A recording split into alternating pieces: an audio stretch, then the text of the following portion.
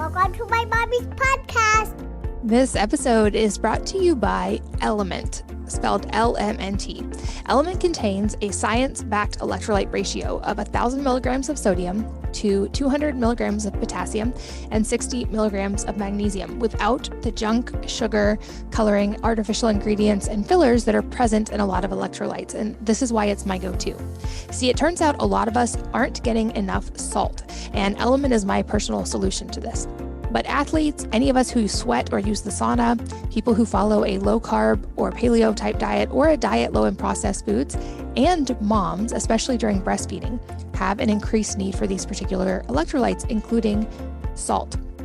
And when we have an electrolyte deficiency or an imbalance, this can cause things like headaches, cramps, fatigue, muscle weakness.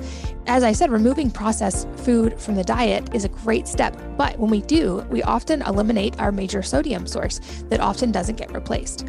Element was co-founded by my good friend Rob Wolf when he was looking to increase his athletic performance. And now it has thousands of avid fans, including Olympic athletes, pro athletes, special forces teams, and I would say people who outperform all of those, moms and families around the world. I drink Element almost every day to support my workouts and hydration levels and before and after sauna. My favorite flavor is definitely watermelon, but they have a lot of great flavors, everything from citrus to berry to orange, grapefruit, and now even chocolate and mint chocolate if you like getting creative with it. And as a member of the Wellness Mama community, Element has a special offer just for you. You can get a free Element sample pack. You only cover the cost of shipping. And you can get that at drinklmnt.com/wellnessmama. So drink Element, but spelled lmnt.com/wellnessmama. This podcast is sponsored by Hiya Health. That's HIYA Health. It's a new type of children's vitamins because typical children's vitamins are basically candy in disguise. They can have as much as 2 teaspoons of sugar, a lot of unhealthy chemicals, or gummy junk that our kids should not be eating at all. Hiya is made with 0 sugar and 0 gummy junk, yet it tastes great and is perfect for picky eaters. They actually like them. Hiya fills the most common gaps in modern children's diets to provide full body nourishment for our kids with a taste that you don't have to fight them about. They're manufactured in the US with globally sourced ingredients and each selected for optimal bioavailability and absorption. The best part, Hiya arrives straight to your door on the pediatrician recommended schedule. Your first month comes with a reusable glass bottle so that your kids can personalize them with stickers. And then every month thereafter, they send you a no plastic refill pouch of fresh vitamins, which means Hiya isn't just great for your kids, it's also great for the environment. You can grab them for your kids and learn more at hiyahealth.com/wellnessmama. And you can get a discount there to save on your first month. That's HIYA health.com/wellnessmama. Hello and welcome to the Wellness Mama podcast. I'm Katie from wellnessmama.com and wellness.com. That's wellness with an E on the end. And this episode is all about women's health, especially fitness, recovery. We talk about ice baths, red light, supplements, and so much more. I'm here with Kristin Weitzel, who is a nutrition specialist, fitness trainer, advanced breathwork instructor, cold exposure coach, and high performance maven. And we go deep on a lot of these areas today. She is someone I reconnected with recently after meeting several years ago, and I got to attend an amazing event that she put on where we talked about a lot of these topics. And so today we go deep on the most common challenges facing women, especially when it comes to health, some very female specific solutions, how we can shift our language around some of these things for better results, the importance of breath and some easy ways to optimize yours, what fitness variance is and how our cycles influence our training, optimal ways to incorporate fitness and recovery. We talk about ice baths, how our bodies are like batteries and how to charge them, her top supplements, and much, much more. So let's join Kristin. Kristin, welcome. Thanks for being here. Thanks so much for having me, Katie. Happy to be here. I'm so excited to chat. I recently got to attend an event that you put on of just women, and it was incredible and made some new friends who I think will become lifelong friends. And it made me also really realize the importance, we know it logically, but the importance of women in community and having female friendships in our lives that are supportive and encouraging and also like that challenge us. And that was such a beautiful group for that. And we're going to talk about some of the same things we talked about at that event today, because you have such a wide amount of knowledge on all of these topics. But before we jump in, I have a note in my show notes that you went to Burning Man for 13 years. And I would guess that might be an experience quite a few of our listeners have not had. So I would just love to hear a brief recap of Burning Man and how it changed you, because you said it was quite impactful for you. Yeah, it was super impactful. And I think it sounds sometimes like for people who are not into like, first of all, Burning Man is not a festival, right? It's a cultural experience, a gathering of people and art where people get to share different experiences. But I think for people who haven't done a lot of the festival scene, maybe it feels like, oh, it's hippie, it's a music festival, sort of none of those things in the most beautiful sense of that. It is quite often for the people who go to Burning Man, or if you haven't been and you decide to go, I think it is a journey for sure, a journey where you get to meet Mother Nature in all her dusty, warm, and cold desert style nature. And in the midst of it all, it is a beautiful experience. You sort of get the journey that you need. And when you go, right, everyone gets a little something different every time. It is the third largest city in Nevada during the week that it's set up, 70,000 plus people. It was 20,000 or so when I first went. And yeah, I first was drawn to it and decided to go. My first year is a very long story I won't go into, but I ended up sort of going alone the first year thinking, I have some friends there. How hard can it be to find like a few RVs? And then I showed up and realized it's 20,000 people and everyone, there's hundreds of thousands of RVs. But I think the point of it is to just say that I was really pushing my boundaries to do something that was different. I am consequently in years after that, I took my best friend out there. We decided to form a camp. Camp Anita Cocktail was named after a drag queen that was unfortunately killed in the Stonewall riots. We wanted to kind of give homage to the LGBT community. We wanted to be able to, we worked in spirits in our early days in consumer packaged goods. So we wanted to have something that was communal, and a bar seemed to be the thing. But I will just say in the 13 years of going, I met lifelong friends. I have friends all over the world. I've traveled all over the world and been able to visit and see them and learn about different cultures. Half of our camp was Australian. And if you know any Australians, I know I'm generalizing, but they tend to be wonderful travelers. They are very open-minded and really flexible when things don't go exactly according to plan, which is a very big part of Burning Man. And just being out in the playa, as we would call it. I met my partner, who you met a long time ago, of 12 years.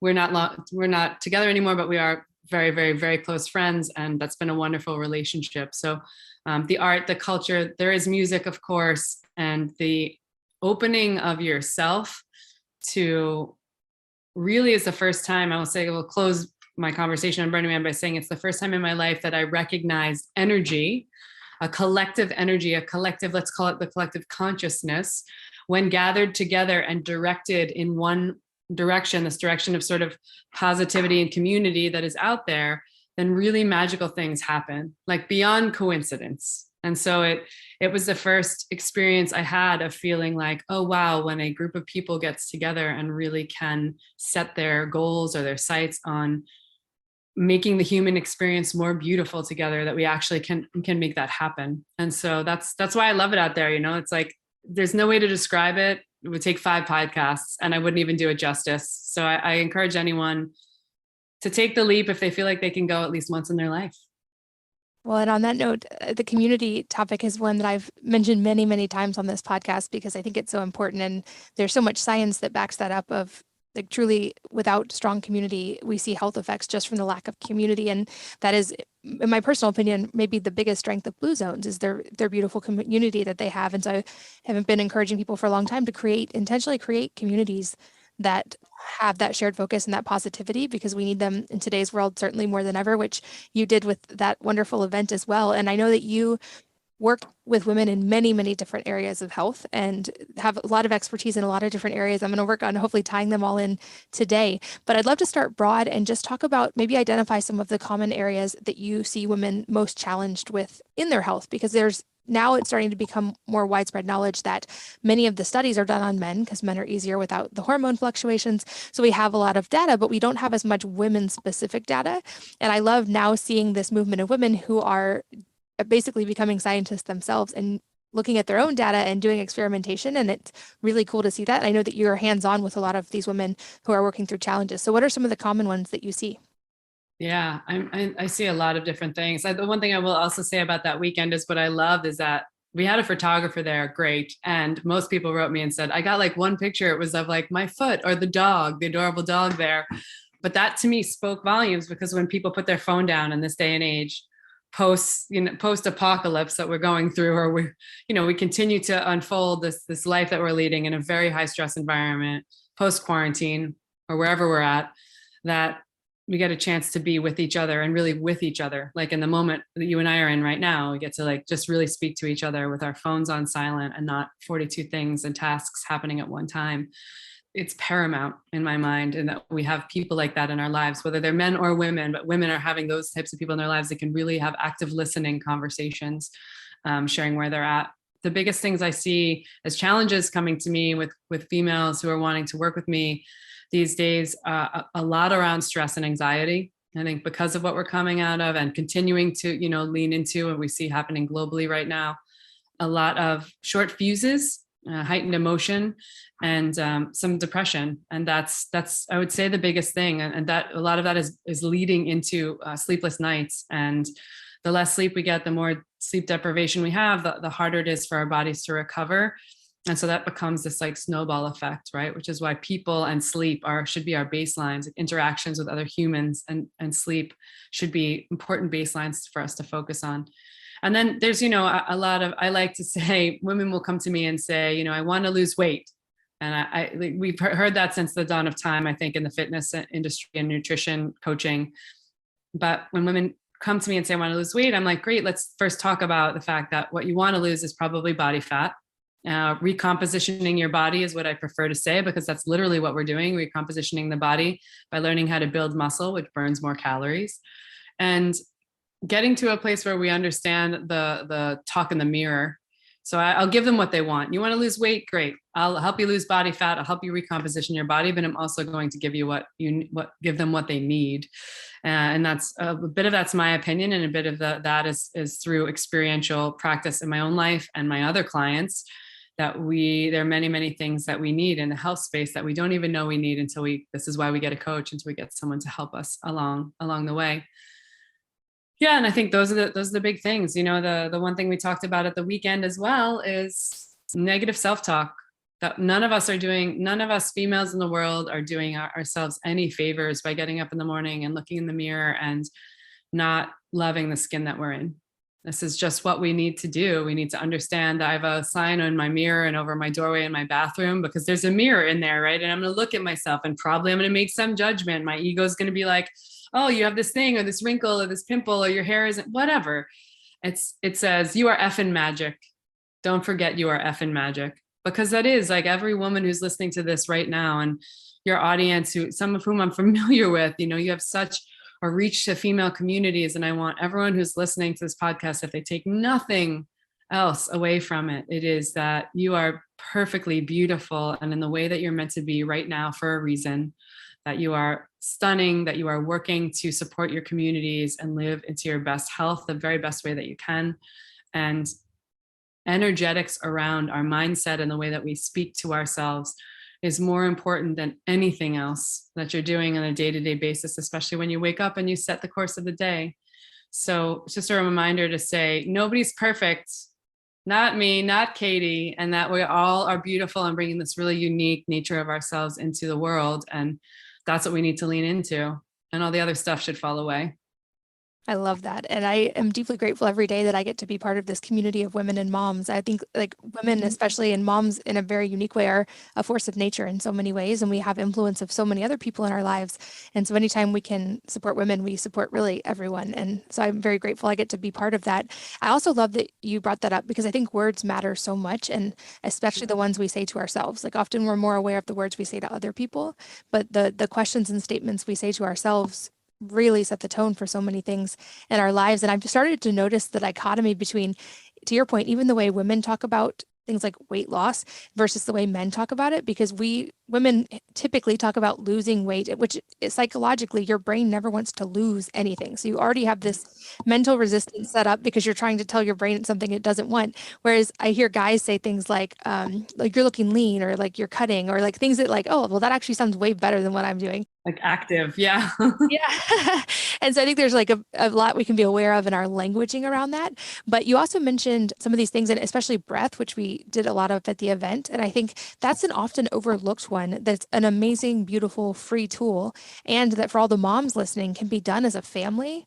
And it helps really like set the tone of your home and also of your own sympathetic and parasympathetic balance. And it has so many ripples, but it's easy to kind of discount it because it's not like a tangible supplement you're taking or a food that you're eating. And there's not this direct relationship like we can more easily see with that. But I know you've done a lot of work with breath, and I think it's one of the most underused tools that we have. So talk about why breath is so important and maybe some things we can try to learn from our own breath and to kind of optimize that space. Yeah. It's the number one thing when people ask me what they can do to improve their health. The number one thing I always say is breathe better, learning and understanding the breath in the body and how we biomechanically work in some way that doesn't have to be like nerdy science for 10 hours, but just we understand that breathing more easily, breathing less breaths per minute as possible can really serve our bodies the very best way. It's sort of interesting. It's like meditation, right? For moms out there, and it's like, take the supplement, do the thing. We like to do the doing, right? We have a lot going on. We're affecting a lot of people. We like to do the doing. And this is sort of the doing of undoing, right? So meditation is like that. We're doing a thing that's undoing layers of stress, undoing past traumas, undoing things that our body needs to unwind, especially as we're juggling so much in this world. And breathing, I think, is a more accessible tool even because you have something that you can pay attention to or tap into. So the first and most important point about breathing, I always like to remind everyone, is concentrating on, can you just check in once a day and see the way that you're breathing and how it's correlated to your emotional state? So right now, I'm talking, so I'm breathing out of my mouth, and my nervous state it's pretty good. I'm pretty grounded because I feel like I know Katie and I love Katie, and I'm excited about the prospect of the podcast, and I feel safe in my house. And I can see and understand that correlates to when Katie's speaking, maybe I'm nasal breathing, and nasal breathing is giving me a more prevalent state of calm. It's keeping me down regulated, meaning less stress. And that's what we need to check in on every day. And it's not a long process. It's just taking 10, 15, 30 seconds. And if we are in an agitated state, maybe we notice we're on our phone, our mouth is open, or we just had a little snippet with our kids and maybe our mouth's open or we're agitated. And it's like, can we take 30 seconds to just lightly touch our lips together? Inhale for a count of 4. Exhale for a count of 8. Really long nasal exhales, and just breathe in and out through our nose.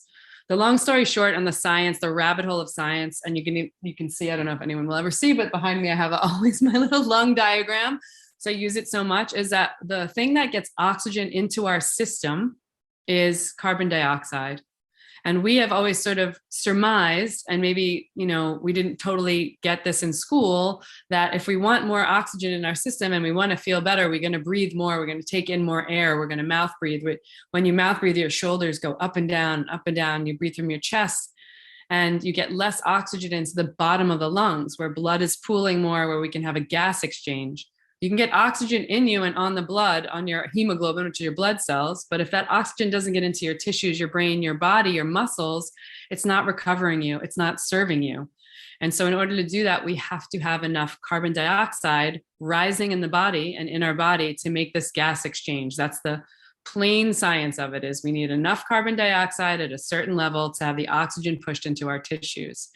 And so plenty of stuff online to read about that if you want to get into the nerdy science and biology or physiology of the human respiratory system. But suffice it to say that nasal breathing serves us better because it keeps us in a calmer state. It is the way that we filter and condition air. So especially now when people are worried about immune systems and sickness and illness and all that, there's a filtration system built into the nose. It both temperatures, it conditions the air to the right temperature by the few degrees that you need it to take into your lungs to be optimized. It filters the air, and it helps us with something called nitric oxide. Nitric oxide is made in the nasal cavity. It keeps the blood pressure lower. It helps vasodilate, which is like opening the arteries. opening your body to be able to lower your heart rate, lower your blood pressure, all of that. We do not make those things or filter the air or anything when we breathe through our mouths. So noses are made for breathing, mouths are made for eating. And just checking in as a very solid baseline every day to say, can I be nasal breathing mostly when I'm not speaking? So 70, 80% of the day, can I be playing with my kids if we're not talking and we're all nasal breathing? And if you watch young babies, they will nasal breathe more often, and their bodies, their bellies, like we are trained as women, right, to be like, suck it in or whatever the thing is socially. And that's not great for us. But babies breathe, you watch them breathe and their big old bellies come out. It's like making pot bellies cool again, right? They breathe, they have diaphragmatic expansion, they're taking in air, they're like laughing or nasal breathing. And we can learn a lot by just kind of looking to that and saying, oh, this is how we came out. This is how it works best for functioning in our bodies and our lungs. Yeah, so many things I've learned from watching my babies, especially like their squat form is absolutely perfect when they first start walking. And I'm like, oh, I got to get back to that good of a squat form. It's amazing. Yeah. Well, that's another area that you are well versed in, and that you and I got to chat at the event quite a bit about, is the difference of women in fitness. And I think that's an area that has historically been more male driven.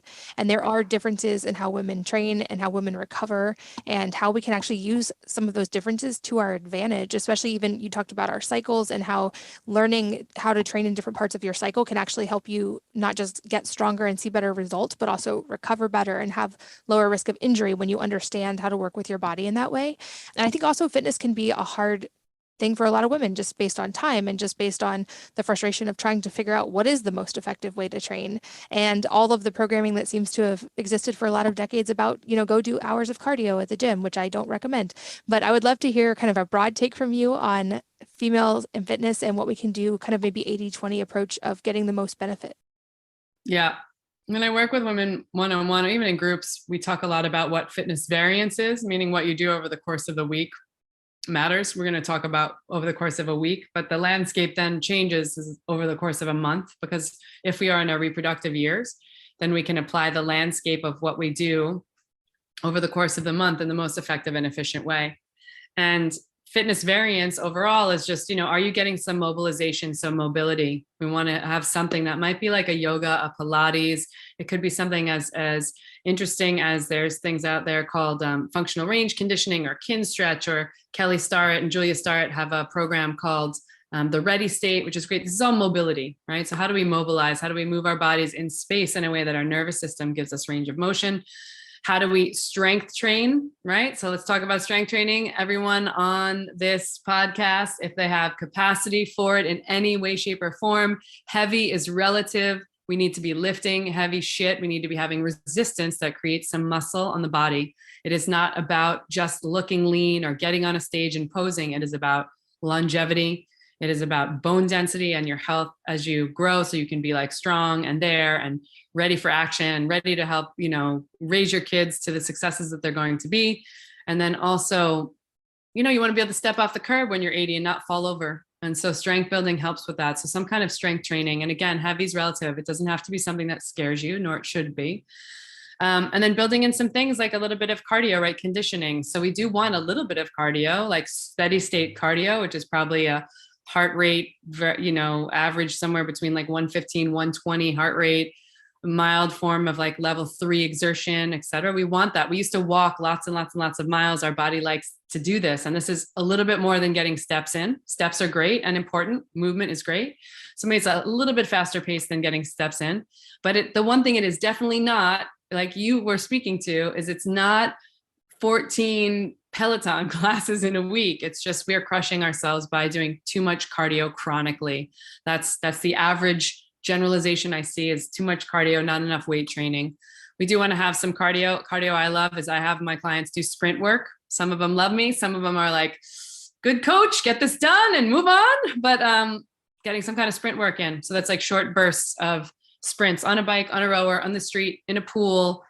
We see it a bit in HIIT training, right? Effective HIIT training will have some sprint efforts in it. Those sprint efforts are super important, and potentially even done with nasal breathing. So getting that right variance of what you do over the course of the week matters. And then once we understand the variance of the different tools that are out there, so like for a listener, they could be like, hey, I'm going to do yoga for a week. I'm going to strength train for a week. They could do all those things. And then what we essentially want to do is we want to scaffold those against the month or over our month in the reproductive years, so that we can say, great, these 10 days, which this is true, there's about a week's worth of time. There's tons of research on this, or a lot of studies around females in this one area since the 80s that talks about the propensity of estrogen to build more muscle and maximal power during about 7 or so days of the month.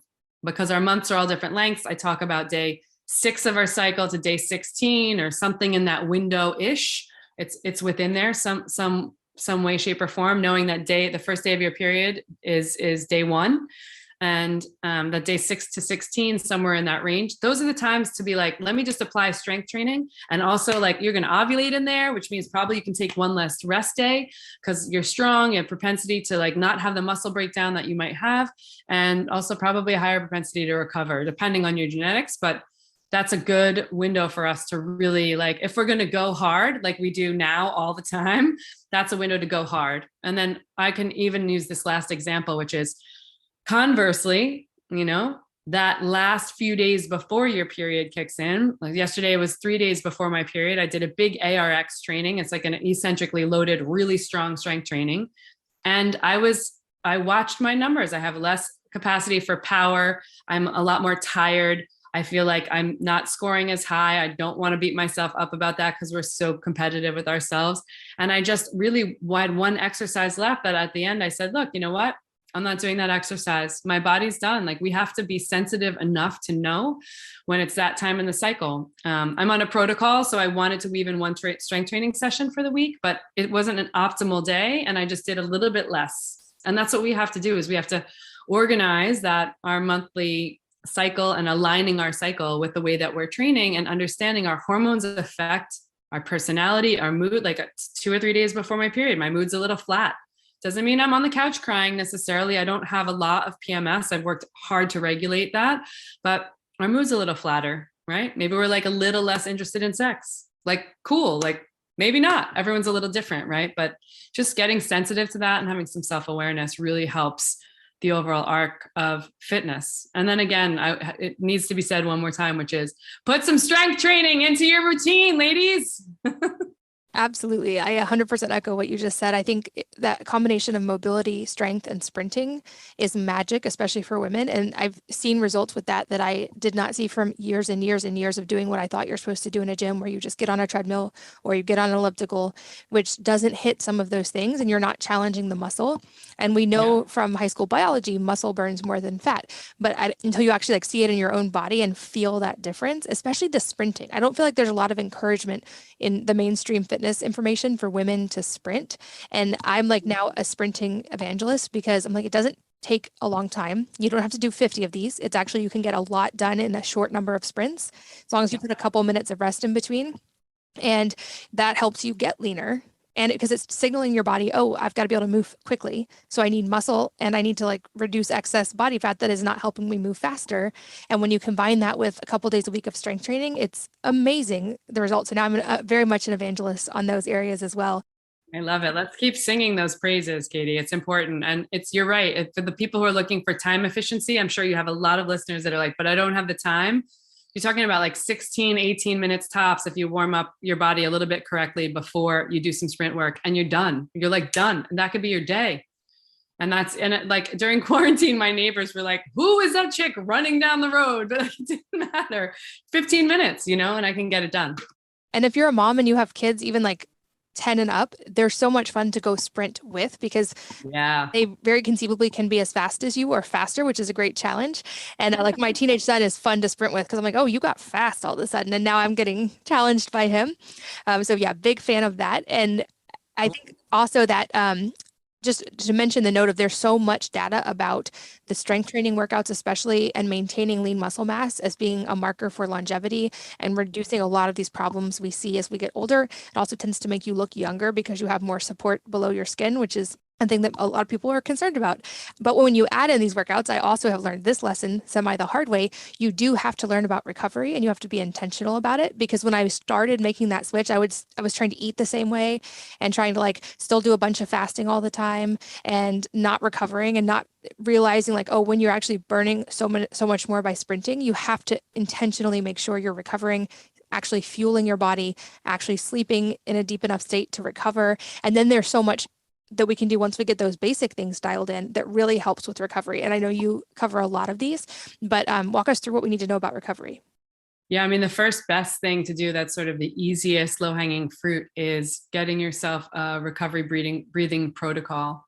So a recovery breathing protocol just means when you're done with whatever workout or training you're doing for the day, that you find a space that's safe or chill, park, couch, whatever, wherever you're working out, whether it's your home or the gym, and you try to throw your feet up, either legs up the wall, feet on a bench, or just like put your feet flat on the floor and your knees bent.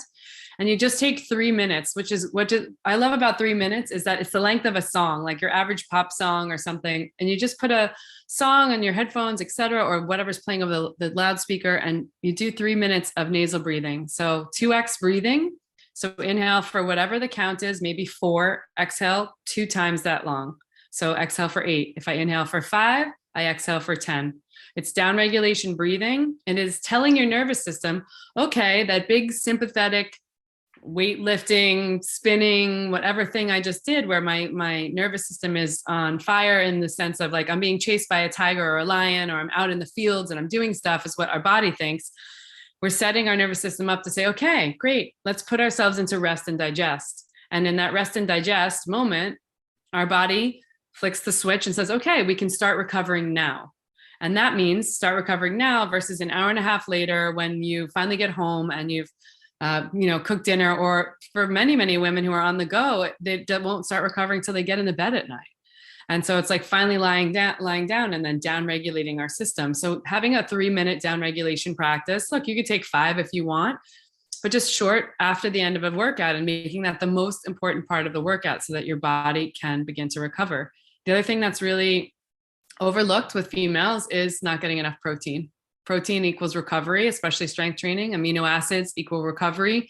We have a different leucine proposition in our bodies than men, that we have to get enough of the amino acids to our brain to really kick in recovery in high gear.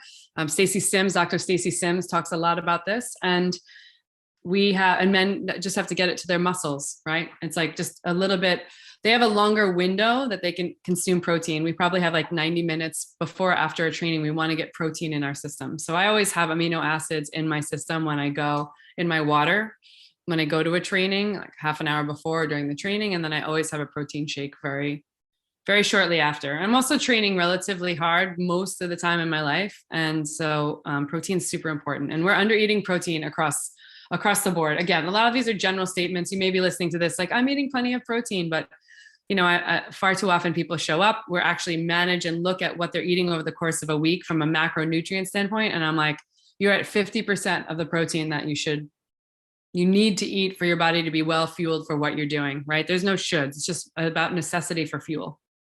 I'm so glad you brought that up, because that's another lesson I learned the hard way. Especially when I started working out a lot more, I assumed I was eating enough protein because I was like, oh, I'm not feeling hungry between meals and whatever. And then I actually tracked it and was like, oh, I'm not even close to the minimum amount of protein I need to maintain, much less to add muscle.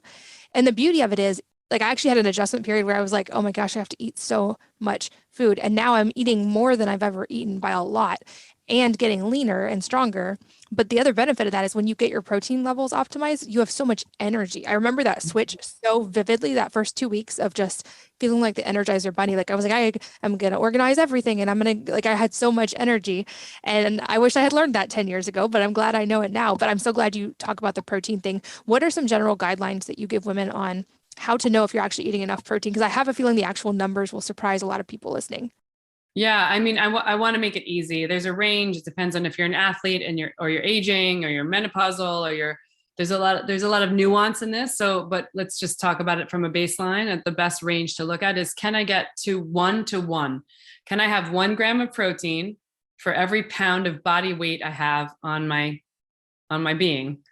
So 1-to-1 is like easy math, right? So I know if I weigh 147 pounds, I'm eating 147 grams of protein. It's also important to notice or to note that just because something looks like at the store, it's a certain number of 128 grams of chicken doesn't necessarily mean that's 128 grams of protein. It doesn't translate exactly like that on the macro scale. So it behooves people to get a food tracker. Some people use MyFitnessPal. I'm a big fan of Chronometer. I like their data. I know the way that it's tracked and assessed, and there's like no anomalies in the system. They have, there's a number of other reasons I like Chronometer, but whatever you're using to track, there's enough technology out there now. You don't have to track for a lifetime. I recently had a woman on my podcast. I have a podcast called the Well Power Podcast, and she's tracked food every day for almost 4 years. It's incredible. It's amazing to listen to. And she's gotten it down to a science of like maybe 90 seconds over the course of the day, because she has certain recipes that are in there and whatnot. You don't have to be that, but you do have to say, hey, I want to take 1 week every quarter, and I want to track my food meticulously and also track it well. And by that, I mean, did you have a glass of wine? Put it in. A lot of times people are working with me and they're like, I left out the chocolate cupcake and the wine. It's like, put it in. It's still macronutrients. You can still meet your macros. I'm not a fan of the word cheat meal. I think we can have treats and we can expand upon the eating lifestyle choices that we make and have some things that we really love or make us feel good in some way, as long as we're starting keeping them in our bubble of macronutrient ratios. And so it's like track everything. You got to track the wine. You got to track the I don't know, the Snickers bar or whatever. And then you can kind of see, and it gives you a real world perspective. You can't manage what you don't measure. And so we need to know. So yeah, protein 1-to-1. That's my big tactical piece of advice, feeling out what that's like for someone. And it usually feels like, whoa, this is a lot of protein. And I'll also say from a mom's perspective, for anybody listening who has kids, getting them to get enough protein also has a big impact on how they tend to sleep and how they feel throughout the day and their energy levels staying stable. And I'm noticing that especially with my teenagers who are athletes, way fewer mood swings, way better sleep and recovery when they are. So I use an app called Real Plans. I also track with a tracking app, but Real Plans lets you make a list view of recipes that you're going to do and see the macros for them and then repeat them, and it gives you a shopping list. And so to your point, you don't have to track every day, especially if you develop a couple weeks of meal plans and you just repeat them on a family schedule. And that also makes it easier for someone else in my family to go grocery shopping if they need to, because the list is there, or to make meals because the recipes are now familiar. So that's been a game changer for me as a mom. I also know on the recovery side, you're a big fan of a couple other things that we got to do at the event, which were red light and cold. And I think probably people here have heard me at least mention these in passing. I've talked about red light for a really long time, but I haven't gone deep on the science of these in a long time. So I would love for you to kind of go through why these are two tools that you turn to often. Yeah, for sure. I love them both. I start most mornings with red light. I have a panel here and I have a flex beam here. Flex beam is like portable red light therapy, and I'm traveling quite a bit. So I can like kind of strap it on and go, or just put it over my belly or my chest or my spine at night. It helps with sleep scores. And I'm using red light all the time. And it is the short story on red light. It's been studied for thousands of years. For hundreds of years. It's been around for thousands of years because it's been around in the sun. There's different wavelengths of light that we get from sunrise and from sunset that help set our circadian rhythm, which is great for sleep. There are other benefits those wavelengths have for our body. And in this day and age, when we're indoors so much and we're not outside in the same way that we used to, it's important to be able to get this type of these wavelengths and nanometers of red light. And the biggest benefit is like our body is like a battery.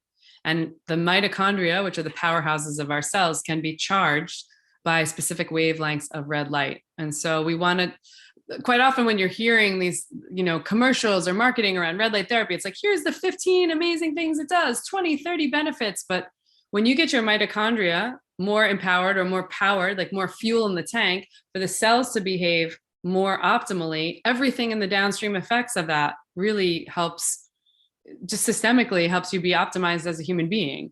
So red light therapy can help with like scar tissue and wound healing. And then sometimes I'll use the flex beam on my shoulder if I've like gone too hard at the gym because I want to recover those muscles quickly.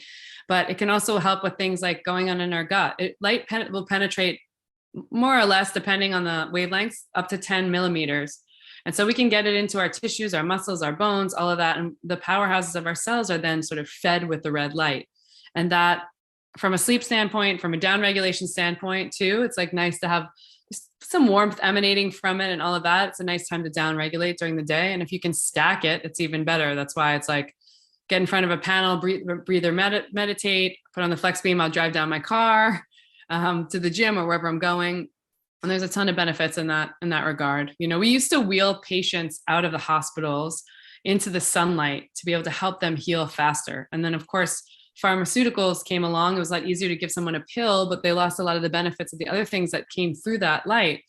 And that's why, one of the reasons why red light therapy still, I think, is in favor. And I think it's more and more becoming popularized for recovery and for mitochondrial function, cellular health. Yeah, I'm a big fan as well. And yeah, you have some great resources about it. I'll make sure to link to as well. This episode is brought to you by Element, spelled LMNT. Element contains a science-backed electrolyte ratio of 1,000 milligrams of sodium to 200 milligrams of potassium and 60 milligrams of magnesium without the junk, sugar, coloring, artificial ingredients, and fillers that are present in a lot of electrolytes. And this is why it's my go-to. See, it turns out a lot of us aren't getting enough salt, and Element is my personal solution to this. But athletes, any of us who sweat or use the sauna, people who follow a low carb or paleo type diet or a diet low in processed foods, and moms, especially during breastfeeding, have an increased need for these particular electrolytes, including salt. And when we have an electrolyte deficiency or an imbalance, this can cause things like headaches, cramps, fatigue, muscle weakness. As I said, removing processed food from the diet is a great step, but when we do, we often eliminate our major sodium source that often doesn't get replaced. Element was co-founded by my good friend Rob Wolf when he was looking to increase his athletic performance. And now it has thousands of avid fans, including Olympic athletes, pro athletes, special forces teams, and I would say people who outperform all of those, moms and families around the world. I drink Element almost every day to support my workouts and hydration levels and before and after sauna. My favorite flavor is definitely watermelon, but they have a lot of great flavors, everything from citrus to berry to orange, grapefruit, and now even chocolate and mint chocolate if you like getting creative with it. And as a member of the Wellness Mama community, Element has a special offer just for you. You can get a free Element sample pack. You only cover the cost of shipping. And you can get that at drinklmnt.com/wellnessmama. So drink Element, but spelled lmnt.com/wellnessmama. This podcast is sponsored by Hiya Health. That's HIYA Health. It's a new type of children's vitamins because typical children's vitamins are basically candy in disguise. They can have as much as 2 teaspoons of sugar, a lot of unhealthy chemicals, or gummy junk that our kids should not be eating at all. Hiya is made with 0 sugar and 0 gummy junk, yet it tastes great and is perfect for picky eaters. They actually like them. Hiya fills the most common gaps in modern children's diets to provide full body nourishment for our kids with a taste that you don't have to fight them about. They're manufactured in the US with globally sourced ingredients and each selected for optimal bioavailability and absorption. The best part, Hiya arrives straight to your door on the pediatrician recommended schedule. Your first month comes with a reusable glass bottle so that your kids can personalize them with stickers. And then every month thereafter, they send you a no plastic refill pouch of fresh vitamins, which means Hiya isn't just great for your kids, it's also great for the environment. You can grab them for your kids and learn more at hiyahealth.com/wellnessmama. And you can get a discount there to save on your first month. That's HIYA health.com/wellnessmama. You're also a fan of ice bath, and I was so excited because you were able to get all of the women at the event. I think everybody who was there got in the ice, including people who at the beginning were very adamant that they don't get in cold water. And then everybody was like giddy happy after. And I know there's so many, I love the mental benefits of ice bath, but then there's also some amazing physical benefits. And I feel like some important guidelines to know, because it is an area where, like, to the extreme degree, more is not always better. Like, there's some great ranges. So talk to us about ice baths and why we can all do them, even if we think we hate the cold. Yeah.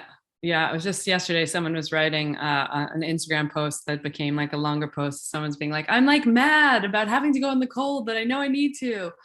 I want to say that cold therapy, sometimes called cold water immersion, ice baths, ice plunges, deliberate cold exposure, river swimming, all of these things, they are amazing for your body and your mind. And longevity, the benefits of, because we talk about cold exposure, right? It's a big area of that I play in. I run an instructor training, Sherpa Breath and Cold. And Sherpa actually stands for, I think it's an important acronym in this conversation, which is, it stands for surrender, history, exposure, respiration. So breathing is really important. So the way that you breathe is going to dictate how well you can do in extreme temperatures of cold or heat. Respiration, performance. We use a cold a lot of times to potentiate workouts and to increase our performance, our power output. And adaptation, adaptation. And adaptation is sort of the key to this. We are giving ourselves a minimum effective dose of cold exposure to be able to adapt the body's systems, because every time we adapt and recover from that minimum effective dose of stress we're giving ourselves in cold, and this holds true for heat as well, but let's just stick with ice, that adaptation is making us sort of stronger, better, faster, smarter, all of those things, more confident. Like you spoke about, there are mindset benefits to getting in the cold. And I think it behooves to say too that, you can start in small doses. It's just the minimum effective dose for you. Cold exposure is not something that, if I'm backing out at 10,000 feet, maybe your doctor should know what you're doing. If you have a pacemaker or diabetes, if you've just become pregnant and you've never done ice before, maybe it's not the time in your life to like pick up ice and ice baths at that moment. But we have the propensity to set our breathing in such a way that we can get in the ice, we can tolerate that ice, right? We can do hard things. Anyone can do anything for 3 minutes. And we get into the ice bath, maybe 2 or 3 minutes to start. And then we get out and our body has a parasympathetic rebound. It releases all these bliss chemicals, oxytocin, and really getting in and doing something that's a really big challenge. And then getting out and knowing you conquered it gives you this level of confidence that, especially when I have first time ice plungers or ice bathers, they get out and it's like, they've just like, seen the light, right? It's like hyper level of focus. They feel like very giddy. You have neurochemistry that's boosting in your body to help with that as well. And I will say this, for all the women that are coming to me with like depression, anxiety, trouble sleeping, this is a practice that really, really can help with those things, right? The mood boosting benefits, the sleep benefits, the de-stressing benefits when you get out of the ice. And the other thing that's important to talk about is, cold showers and cryotherapy are other ways we can do cold therapy, like deliberate cold exposure.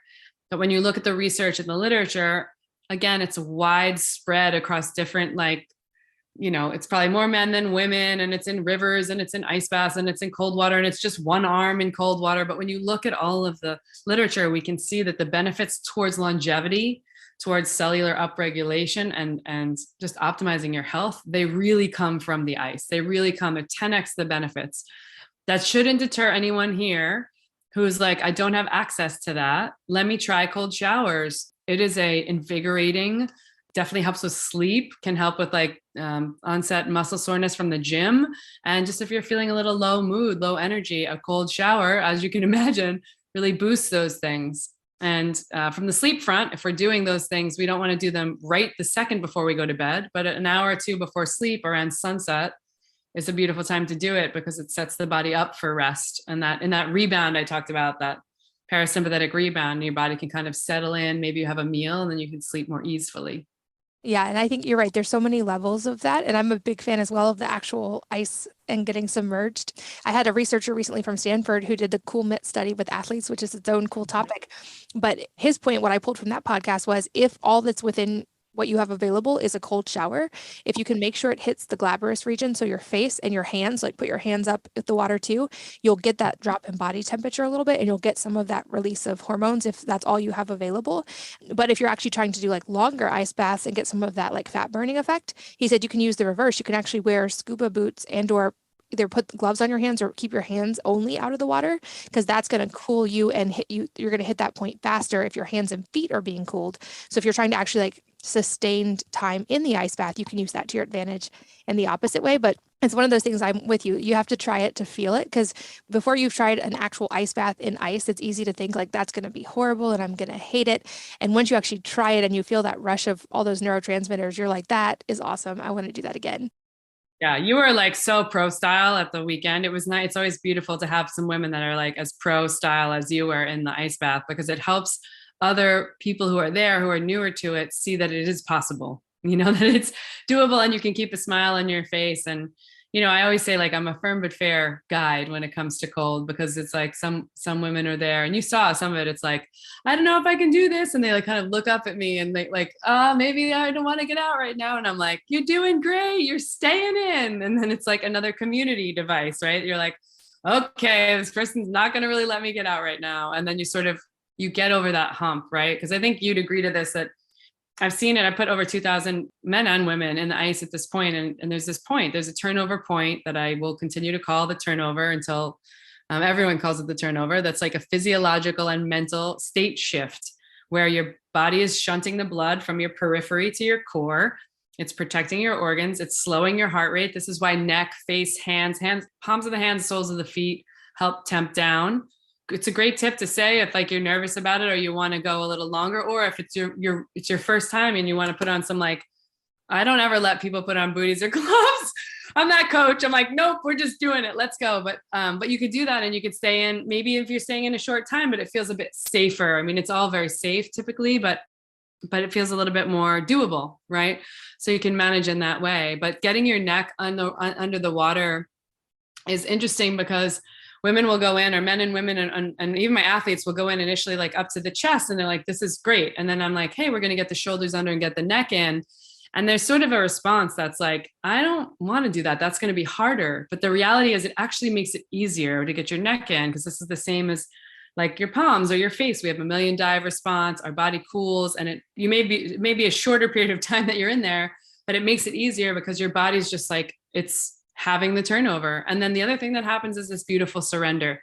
There is nothing, if you are not a good meditator or not a good breathwork student, I mean, there's no good and bad in that world, but if you're feeling like you're challenged with it, get in the cold. You will experience what it's like to be absolutely 110% in the now, in that moment. And you will surrender a little bit in that turnover. And the turnover happens around 30 to 45 seconds. So that's my advice to the listeners. If you're trying anything cold, 30 to 45 seconds, maybe as much as a minute for some people, but that turnover will happen. The time will get shorter until you turn over. So if you go for it and you get in a tub of cold water or cold ice at any temperature, give yourself that first like 45 seconds or so to just experience it. Breathe calmly as you can through it, through your nose, because that will happen. And all of a sudden, I've had women go at the 30-second point, look at me like, I'm not going to make it 10 more seconds. And then 10 or 15 seconds go by and they go, I could do this for like 6 minutes. This is easy, like a big shift. And you see it. And it's the most beautiful moment to watch someone in the cold, because you just see a shift in their eyes, the recognition that like, oh, wow, I'm confidently doing this thing that I didn't know I could do. And yeah, it's just like this beautiful moment to see them sort of surrender within their own power. I'm so glad you mentioned the meditation side of that too, because I think we've all by now heard that meditation is great and it's great for your brain and we should all be meditating. And also I was that person for a long time that didn't know how to meditate, and getting in the ice is great because it takes your focus to your breath. And I'm like, oh, this is what you do when you pay attention to your breath and you just be. And my mind couldn't wander to my to-do list because I was focused on breathing and being calm. And it was a beautiful experience in that surrender. And also to loop back to the idea of community that we talked about at the beginning. This is a thing, especially if you're new, I really encourage do it in a group, like find a group to challenge to do it with you. And for many years, all I had was one of those horse troughs from Tractor Supply that's inexpensive. And we would invite neighbors over and everybody would bring a bag of ice. And we would just on Saturday mornings, fill up the cold plunge, take turns doing cold plunges, and then make brunch together after. And it is so much easier, I find, to stay in when you have a group and it's like a community activity and you're encouraging each other. And that was what we had at the event as well. I also realized at the event, I was like, mimetic theory at work, if I can get in and make this seem easy and fun, other people can hopefully get in with the mindset that this is easy and fun. And it just gets easier when you're in a group. And I know we're getting close to the end of our time, and I hope we'll do another round soon, but I'd love to briefly touch on some of your top supplement recommendations for women. You mentioned the protein and the aminos. I'm also a big fan of the key on aminos before and after workout, and or even on non-workout days separate from food for recovery. But what are some of the other ones you turn to often?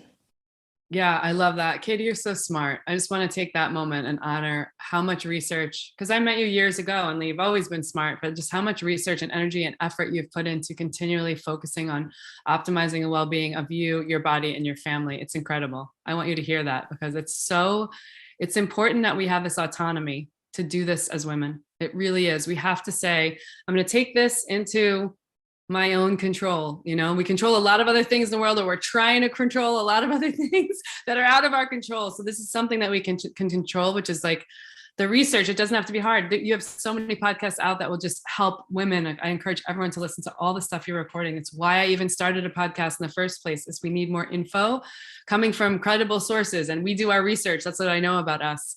And yes, the aminos thing is really important. And yes, I'm a big fan of Kion.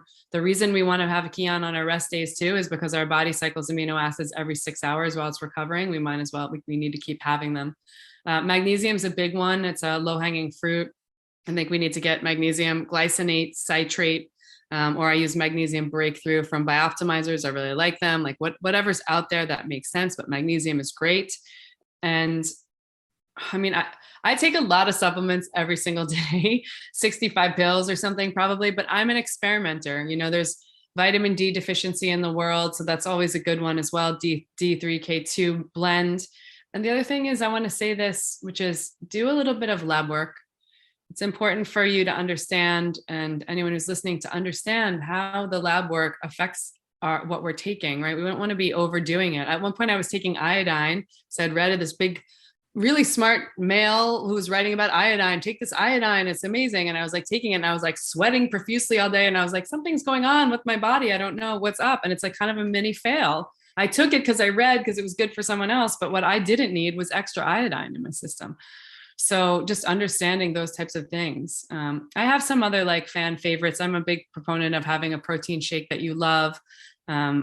Really, like, dependent on what style of protein you eat, that's an important supplement for me, and helping regulate, just regulating blood sugar. You know, if I mix my protein and my carbs together, I have less of a glucose spike than I have if I'm just eating rice by itself or carbohydrates by itself. So knowing how we mix our foods, definitely supplementation is important. And then one other thing I will say is, like, the biggest supplement I'm taking right now is like, I'm taking a hair supplement because after post-COVID, I had a lot of hair loss. Some women have been experiencing this, and people haven't been talking about it a lot. It's pretty scary. It will come back. It's not a permanent hair loss, but I probably lost, I want to say like 30-40% of my hair fell out. And it's a daunting thing, right? You're like, what's happening? Is this aging? Is this, and a lot of it was like a post-COVID thing. And so I think it's important to talk about. I've been taking, I think I had it at the retreat. I've been taking this brand called Fully Vital. I really love it for women. It is non-pharmaceutical. There's like a roller and all the things you do with a little serum and pills, but it's beautiful. It's been really helpful to me. So I'm sensitive to that as a supplement. It's outside of the box. If you don't have that issue, it's not an issue. But for me, I'm starting to see my baby hairs grow back, and it makes me feel like, whew, okay, you know, I'm in it to win it. Yeah, I think those are my like the top ones that I'm taking right now. Nicotinamide, I take NAC quite a bit. There's been a lot of controversy, as I'm sure you know, about them pulling it off or keeping it on. Yeah, and there's some good, just anything that precursors NAD. I'm sure you've spoken about NAD in the past, but anything that will precursor that, it's a couple different ways to do it. It's really, I think from a longevity standpoint, beautifully done. And can we also say this one quick thing, which is, I love collagen as much as the next person, and protein and all of that, but we need to start to get to the place where when we're having collagen, it benefits our body and it can benefit our tissues and our joints and everything. But a lot of women come to me and they are over consuming collagen, just meaning they're going through like a whole, you know, bucket in 2 weeks with this marketing promise of it's going to make me look 10 years younger. And it's just that's not what will happen, right? There's other things we need to do, like wearing sunscreen that's safe and things like that will protect our skin, and, you know, eating the right foods so that we can do that. I like to talk about that a little sometimes, because I don't know if you see that with women writing you and asking you, but it's good. Collagen is great. And also there's a lot of marketing out there in the world. Yeah, I've become a big fan of homemade soups and broths to get the collagen, but with protein sources from meat also in the soups, and then also the Kion aminos for especially the leucine content being in the right range. It makes a big difference. And it's such a bioavailable protein that I feel like it helps fill in those gaps and does some of those things people are hoping collagen is going to do, but also red light's great for that. And also cold exposure is great for skin, and also all these other things we've talked about. So it's definitely multifaceted. Well, as we get close to the end of our time, a few other questions I love to ask. The first being if there is a book or a number of books that have profoundly impacted your life? And if so, what they are and why? Yeah, I am. My mother always says I never read. I never read fiction because I'm always reading like self-help and science and physiology, and like she sort of makes fun of me for that. But thinking long and hard about the book question is, there's one book that just stands out. I bet someone else has said this to you in the past, but it really gave me some more internal awareness and got me to know myself better. And that was a book called The Artist's Way. And The Artist's Way is just this, it's a beautiful opportunity. I think the other reason it's sentimental is I lived in Argentina for a year, and there were 12 women, and we met every week for a year. Like if one of us was traveling, we wouldn't be able to make that week, but we were diehard. There was like no fall offs. It was 12 women. We met every Wednesday. We would each bring some snacks or treats or light food to share, healthy. And we would do a chapter in this book, and then we'd do the homework, we'd go away, and then we'd come talk about it. And the homeworks are just like taking yourself out on a date on your own, right? To a place, and like going and sitting somewhere and having like a healthy meal, or journaling, or just spending time with yourself and understanding what and who you are in the world, what you want, making your own choices, how you like your eggs, all of that. And then an exercise that's big in the book too is something called morning pages, which is like getting up and writing some free form about how you feel without judgment. So it sort of separated this whole piece that gets talked about a little bit in the philosophical energetics world, which is like, how do we take this inside voice that's in our brain, our thoughts, our feelings, and how do we separate it from like the human being on a cellular level that we are, enough so that we can recognize that we are not just our thoughts and feelings, right? Because we can get caught up in that rumination so much. And so I feel like The Artist's Way, it's a beautiful book. It's in like its 22nd rendition edition now. It's a beautiful opportunity to go through it, written by a woman who's really walks you through that path slowly enough that you start to unpeel the layers of yourself and really, get to hear your internal voice in a way that's loving and kind. I love it. I'll make sure that's linked in the show notes for you guys listening at wellnessmama.fm. And also, where can people find you online, keep learning from you? And are you going to have any more women's events at any point that we can go to? I think, I was pleasantly, it was beyond expectation, the women that showed up to that. I love the size of our group, and what happened was just really magical. There's been enough call to action that I'll probably do one of those a year. It's quite a bit that goes into it, as you know. People can find me really easily at Warrior Woman Mode on Instagram, warriorwomanmode.com. SherpaBreathandCold.com is where my instructor trainings are. If anyone is running a facility or interested in layering in breathwork and cold exposure to what they're doing, or want to become an instructor, I have several of those trainings around the country coming this year. And it's a good opportunity to really learn about how we can work with the breath and guide others using the breath as a variable and cold as a variable. And it's easy to find me on any of those places. I'm like constantly popping off on social, trying not to be over opinionated and also being opinionated. And then Well Power podcast, I did 2 seasons. It's coming back in full force next week. And so plenty of action there. It's really a biohacking roadmap and a little bit of a foray into some advice. Just advice, I'm not a doctor, but I've got a lot of research under my belt and a lot of years of experience like you. So those are the places people can find me pretty easily. I will link to all of those as well. And any parting advice for the listeners today that could be related to something we've talked about or entirely unrelated? I want to harken back to the beginning when we first spoke about the things that women show up with. And we can do hard things, right? And then specifically, I've always, I've run a platform, Warrior Woman Mode. And so men don't always love the name, ironically enough, but women seem to. And I am a big champion for many males who I do work with in the athlete space. But I have a lot of passion around this notion that women are both equally sensitive as they are powerful. And that sometimes we do ourselves a disservice by not recognizing that we can do hard things, that we have much more capacity than we can ever even dream of. If we set ourselves and our sights on positive self-talk, which you mentioned in the beginning, on putting the very best thing that is available in our local area and with our budget in our bodies when it comes to fueling our bodies, that we get into community with other people, that we're sharing and actively listening to people, meaning not on the phone 24/7, and really connecting with those, maybe it's even just a few people in our tribe, And all of those tools together, and getting some movement, right? Movement is key. Movement is life. Movement will continue to help us live long and healthy, get fresh air, get sunshine. And as we wrap all of those things together, we get to recognize what our capacity really is, because I guarantee anyone who's listening to this, no matter how successful or famous or in love with yourself that you are, that you have more capacity that's hiding in there. There's more capacity for changing the world, changing your environment, and really bolstering your communities. And so I want that reminder to be the thing we end on, because it's so important, right? To feel into yourself and know that you can be anything that you dream. A perfect place to wrap up. Kristin, thank you so much for your time today. I'm so glad we got to reconnect here and share this conversation. Thank you. Yeah, thank you.